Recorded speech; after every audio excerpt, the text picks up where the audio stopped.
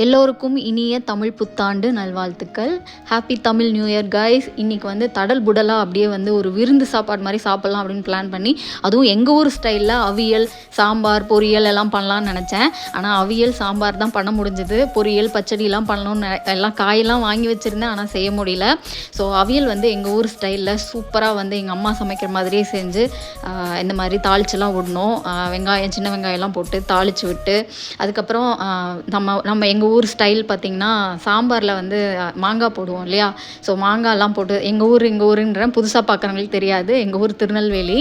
So அங்கே வந்து மாங்காய் போட்டு தேங்காய்லாம் அரைச்சி ஊற்றி அந்த மாதிரி தான் வந்து சாம்பார் செய்வாங்க. பொடியெல்லாம் போட்டு சாம்பார் செய்ய மாட்டாங்க. அந்த மாதிரி ஒரு ஸ்டைல் சாம்பார் தான் வந்து நாங்கள் இன்றைக்கி ட்ரை பண்ணோம். ஆதர்ஷ் வந்து அதிகமாக அந்த சாம்பார் சாப்பிட்டதில்லை, அதனால் நான் ட்ரை பண்ணேன். அப்புறம் வடை பாயசத்தோடு சாப்பிட்ணும் அப்படின்னு சொல்லிட்டு வடைக்கு எல்லாமே ரெடி பண்ணிட்டேன். ரெசிபி நிறைய பேர் வந்து சொல்கிறீங்க. என்னால் வந்து ஷார்ட் வீடியோவில் சொல்ல முடியல. ஸோ அதனால் நான் அப்படியே காமிச்சிருக்கேன், பார்த்துக்கோங்க.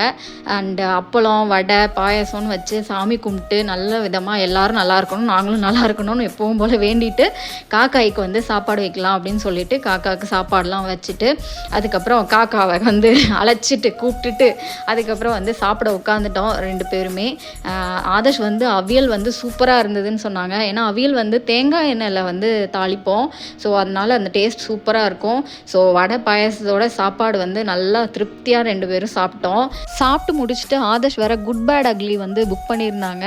நானும் அப்படியே ரூபாயும் தாரேன் அப்படின்னு ஒரு டான்ஸை போட்டு நேராக வந்து தியேட்டர் போயிட்டோம். நான் தலை ஃபேன் வேறு, ஏகே ஃபேன்ஸ்க்கு ட்ரீட்டுங்க. சூப்பராக இருந்தது படம். என்ஜாய் பண்ணுங்கள். Piece guys.